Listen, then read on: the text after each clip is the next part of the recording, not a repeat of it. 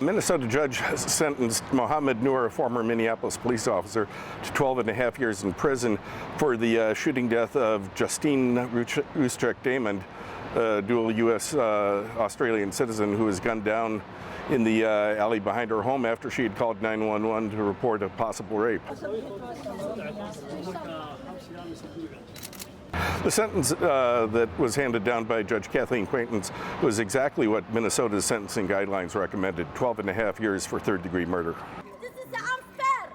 No justice. We want justice. Where's the justice? Under Minnesota law, you have to serve normally 2/3 of that time in prison and then 1/3 of it on supervised release. And assuming good behavior while he's in prison, he could be released in about 8 years, and he'll get credit for a time served since he was convicted.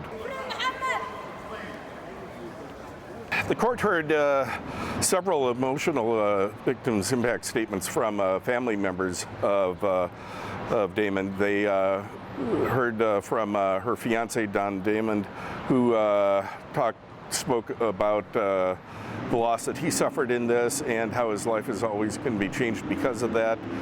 There were also statements from her father, her brother, the woman who would have been her future sister-in-law, and other family members about this. Justified in firing his weapon to protect his partner.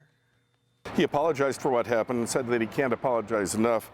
He said that he continues to live with this, and the burden of this, and that he wishes that he could relieve the burden of this from the others who are suffering it, from the victims' families, but he realizes he cannot, and that's a troubling reality for him. When I walked around, I saw Ms. Ruszczyk dying on the ground. I felt horror. Seeing her there, I knew in an instant that I was wrong. The depth of my error has only increased from that moment on.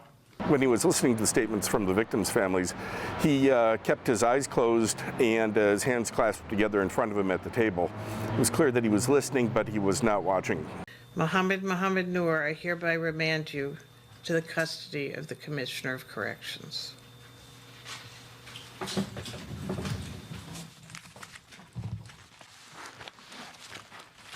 There will be many cases after this that a white officer kills a black kid. It will happen. Then what are you going to do? Because now you set a precedent saying that if you kill someone, you'll be prosecuted, you'll go to jail.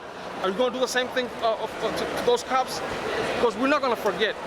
Tomorrow we're going to demand the same justice the victim got for other black kids. Are you going to give us the same justice?